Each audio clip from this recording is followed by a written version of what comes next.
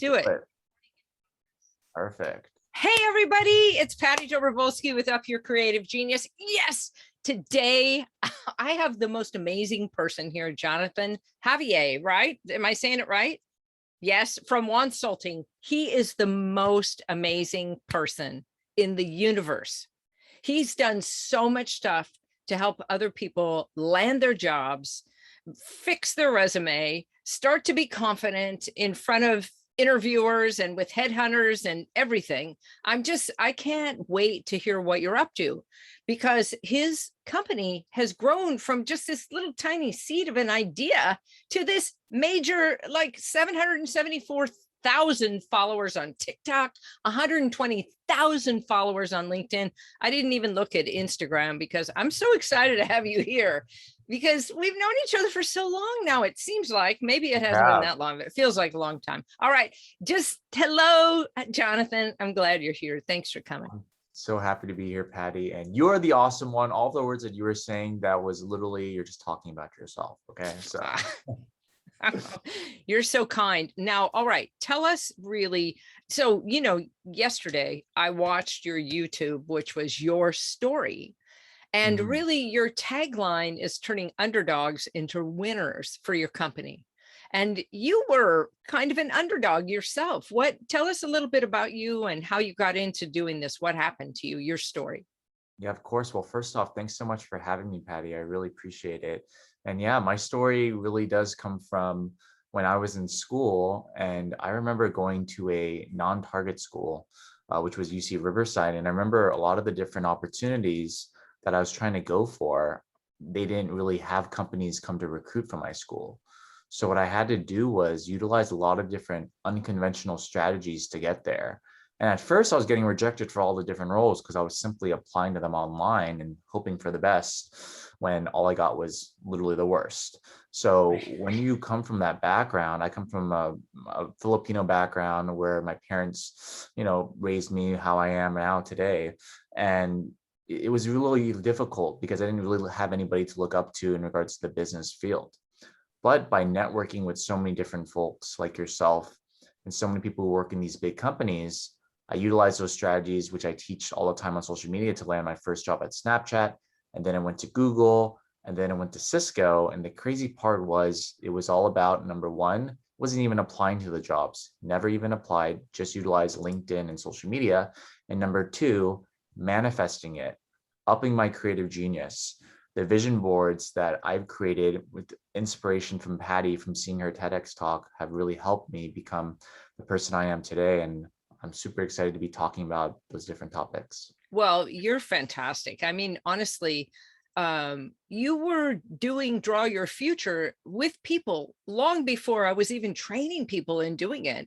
And so when I said, hey, I'm doing certification now, and then I'm like, you don't need to go through it because you already know how to do it. So there's no reason, you're certified. I'll send you a little stamp, put it on your LinkedIn profile or whatever, right? But you started to early on understand the value of having a picture. Why did you do it, and what results did you see? I mean, I even see behind you, you've got pictures on the wall right there, right? That's right. That's right. So ever since I saw your TEDx talk, which was about, I think it was about 3 years ago, I first saw it. And I remember I was creating vision boards, but it wasn't as visual as I thought, right? It would just be a lot of different word vomit. It wouldn't be a lot of different specific goals, Yeah. But yeah, what inspired me was, I remember seeing your different drawings, and I was like, dang, like, even though I'm a bad drawer or I'm a bad artist, maybe I can make something good. So what I started to do was, in 2018, I really wanted to leave my first role out of college and wanted to go into the tech field, specifically in NorCal, right? Northern California. And what I did was, I basically drew my different goals that I had in mind, and I separated them based off the different categories, right? So personal, in regards to career, mental state. And so what I thought about was, like, what do I want to accomplish a year from now? What are some realistic goals? I think a lot of people put very unrealistic goals, where you shoot for the moon and then you hit the sun, or whatever the saying is. But I Exactly. feel like you should definitely have some realistic goals. And then if you achieve them, then you just reiterate it, or you redo it, So a lot of the different goals that I've been able to achieve, they've probably about 95% of them have been achieved on that vision board today. I've already actually, for 2021 goals, I've pretty much achieved most of them already. So it's been a great help because it's all about that manifestation, right? And what Yeah. I would do, Patty, is like I would post it on my Instagram. I would post it on LinkedIn, because then you have that accountability aspect where if you do not achieve that goal, people are going to see it and be like, oh, this guy or this girl didn't achieve that goal, right? So it was very useful, especially with manifesting my dreams into reality. Yeah. Well, now, like, how many people do you have in your company working with you? Yeah, we have about, oh my gosh, it's a lot now. We have about 17, Oh, 16, 17, and then we have a lot of different people who are service providers. So if you include them, maybe about 30 plus. Yeah. that is crazy good. And then did you just use your own startup money to start, to kick it All off? bootstrapped, all Yeah, bootstrapped. I Yeah. love it. I love it because I think then you have total control of what happens. And something as good as what you're doing, you want to be able to finesse it. So how have you figured out, right, what your niche was? So people that are listening and they're wondering, like, I want to start my own business, and Jonathan did this and he came out of this. How did you know what was your niche before you started to work on it? How'd you get that? Or did it happen over time? Yeah, I mean, a lot of the content that I was creating was being interacted by that niche, which is a lot of different students, job seekers, early career professionals. And just creating that content, you can see that a lot of people that were coming to us, whether as clients or as followers, came in that demographic of non-target schools and non-traditional backgrounds. That's why for our mission of turning underdogs into winners, Yeah, it's a lot of people who come from underdog backgrounds. But if you think about it, everybody comes from an underdog background, definitely. right? You could get Yeah, rejected for different roles, underdog yeah. background.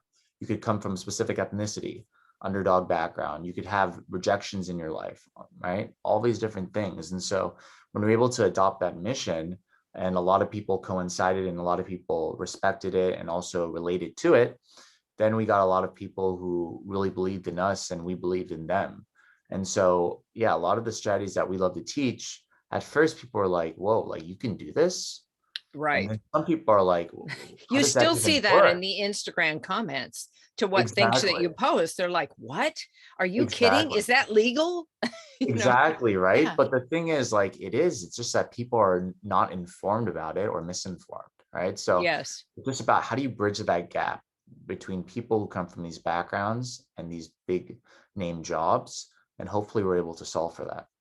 Yeah, I definitely I see so much success. So when I do I do a monthly draw your future, and even today there was somebody who came from you who had come into that session, and I No was like, "Oh, way. so Jonathan, right?" She was like early career, had her first internship now, and now she wanted to move to San Francisco or New York and wanted to grow her thing. And I'm like, yeah, well, rinse, repeat. Whatever got you into that internship, right, is going to get you into the next thing.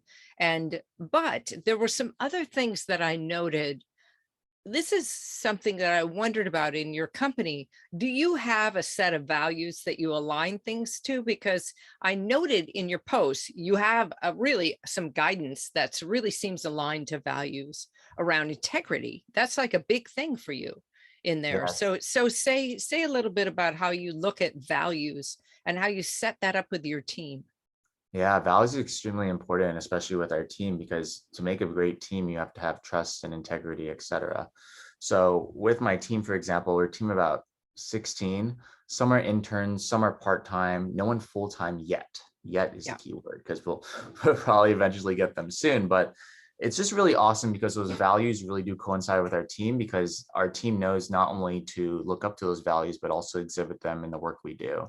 So for example, that integrity aspect, let's say that you don't finish a project on time, you just be transparent with us and we'll be okay with it as long as we're specifically hitting those goals in the next term, right? We always we always empathize with our audiences too as well, because empathy is the most important piece, because we used to be on that job seeking side too as well, Yeah. right? So all those different things coincided together. By the way, sorry if you hear a traffic. Let me wait like 5 seconds. Sorry, I didn't know. I heard the trash. I I was like, love that. "It'd be in the background." Sorry, let Yeah, me that's reset. okay. The Um, dogs will start barking over here right, in the the dogs, like yeah, random not dogs. worry. Right? Yeah. So, Yeah. but yeah, I mean, just reiterating. So, yeah, and the integrity part is extremely important because we have to be transparent with what we're doing and if we're hitting goals or not. That's why we set the KPIs and the goals every single month to what we want to achieve. And then we work backwards from there because we want to see, for example, like, did we hit our follower growth? Did we hit our partnerships revenue? Did Yeah. we hit our services goals? And a lot of the different people on our team are very truthful to us. They give us feedback. They're not scared. We don't run a company based off getting Yeah. people Fear. scared, Right. right? Keep that to yourself, right? That kind of thing. Exactly. But yeah, Yeah. it's all about empathizing with their audience too as well. Yeah. And when you're able to do that, because you've been in their shoes before, then you can see both parts of the spectrum. Like, what do companies look for when they're hiring folks? And then what do I look for when I'm hiring folks too as well? Because now I've been on both when I was recruiting and then now when I'm hiring for my own roles. Yeah, no, so when somebody like the person that I worked with today comes to me and asks, how can I get a job in one of those big companies? What do you tell them? I mean, what do you say? Yeah, I I mean, mean, is it even possible for me? I think the woman was like, I don't think I have the confidence or the motivation. Her issue was motivation. And so what do you say? that's the thing. The motivation and the confidence piece is extremely important. If you think that you can't make it into a company, you will not make it, and especially Yeah. that manifesting part where you have those goals in front of you and say you want to achieve XYZ. I think that's extremely important. One thing that people always talk about is the resume. Well, obviously the resume has to be good and you have to be a qualified candidate for the roles you're going for. So for example, one thing that we see a ton of is people who are entry level roles are going to apply for management level roles. Like, there's no reason why you should be applying to management level roles. You don't qualify for that, right? Right. You first have to identify what roles you actually qualify for. I'm going to repeat that because that is why people get rejected. Number two, sometimes people get rejected from roles because they're just simply applying. And why I say this is because if you simply apply to a role, guess who else is applying, Patty? Everybody else. That's So right. you have to be networking with people who can, number one, give you insights regarding how they got in so you can get into. Number two, you can get referrals or recommendations from these people. Yeah. So you can get a boost in the application process so your resume can be read by an actual recruiter. So you have to go a little bit above and beyond, but if you're able to do that, you should be doing that for your dream company regardless, right? Yeah, yeah, for sure. And I was, one of the things that I remember from the video about your life, I love that you did a video about your life because I think it gives us insight into what you went through and what you did. Like you reached out to 100 LinkedIn people in a week, in a day. Yeah. What was it? That's crazy. I would reach out, Patty, probably 100 times a week to different people. I'd probably get about 10% of people who responded, but what matters is the people who respond rather than the people who don't. I mean, the Yeah, people who right. don't still matter, but like the people who respond are going to be the ones who are your mentors, your champions, the people who look out for you. And thankfully, out of those 10 people, one of them was you. Yeah. So Well, and you are just such a rock star. I think part of it is you have to understand that you can draw a dream of the future and you can dream a big dream of the future. You can lay awake at bed at night and you could rehearse yourself going into Google and interviewing and all that stuff. However, you have to do the work to do it too. And that I think pays off. And often I think that people are, they expect it to happen instantaneously, just the way the internet is. We have these things happen, but that in the real world, the physical world, you in your inner world, your imagination, things do happen instantaneously. But this is a hard world. It's made out of real things, right? So they're solid. So the energy is not even the same as your imagination. And you have to realize that you have to take action on things. So what did you do when you felt like you were demotivated by anything? How did you keep yourself motivated to do the next thing? you know where demotivation comes from? In my opinion, I think it comes from the people you associate with. And the reason why is because if the people you associate with are complacent and tell you like, oh, Jonathan, you're doing good enough, you're going to think that you're already just doing good enough, right? When good Yeah. enough is okay, but doing even better is better. So what really motivated me was seeing my friends getting better offers and just growing immensely. And I realized what one thing also too as well with demotivation is also playing the victim card, where you blame external factors that have nothing to do with your work ethic. It's also being like, oh, this person got this, like they're just privileged because of this, right? And Yeah. some people are privileged, of course, but some people also put the work in to get to where they want to be, right? So you have to be able to utilize those connections and resources, and you have to be able to apply it to your own life. And instead of just blaming other people for getting jobs, in this case, you instead utilize that as Yeah. motivation to keep on going and get that job in 2021. Yeah, yeah. I even think that, part of the visioning process, and I would ask this of you, this is one of my questions for you, is like, who do you really want to meet? You can meet anybody now. This is what's true. You can meet anybody. So who Sure. is it that you think would be on your bucket list of people you would like to meet and talk to about what's happening in their world? What fascinates you in the world right now that you're in? What's fascinating? Yeah, I mean, I think someone that I would want to meet is a little bit basic, but Gary Vaynerchuk, Gary V. Yeah. And the reason why is because, I mean, he has very good motivational speeches, of course. But one thing that I think that he does extremely well is he's very mentally there. And why I say mentally there is because you have different opinions about him. Some people like him, some people don't. But the thing is, how does Gary Vee set himself up where he doesn't mind the people who don't like him and focuses on the people who does, right? I think what happens a lot, Patty, is when you're trying to grow as a company, as a business, as a person, what happens is people will be always have negative opinions about you. But how do Yeah. you pass those negative opinions? How do you look at the positivity? I remember before when I first started, I was like, oh my gosh, someone said a bad comment on my post. I'm so offended. Now it's Haters fully are gonna okay, hate. Haters are right? gonna hate, right? It's fully okay at Yeah. the end of the day because you have 99% of people who support you, 1% of people might not. But the thing is, people will try to go to the people who don't support them and try to, for example, like please them when you should be pleasing the people who already support you. So That's right. that's That's right. that's it. That's what I think. I think Gary Vaynerchuk is a prime example of that. Yeah, definitely. Because he just he persists. That guy is insistent and he really believes what he's about too. I think another guy that is interesting to me right now is Sean Anthony. Same thing, Mm, totally motivating, all about getting people to realize you're worth it. And if you are in a job, and all you're doing is working for your paycheck, you're not doing the right things. You're not that, because if you're just working, what I call working for a living, or sometimes I would say in big corporations, I'd say I'm working for the man, mhm.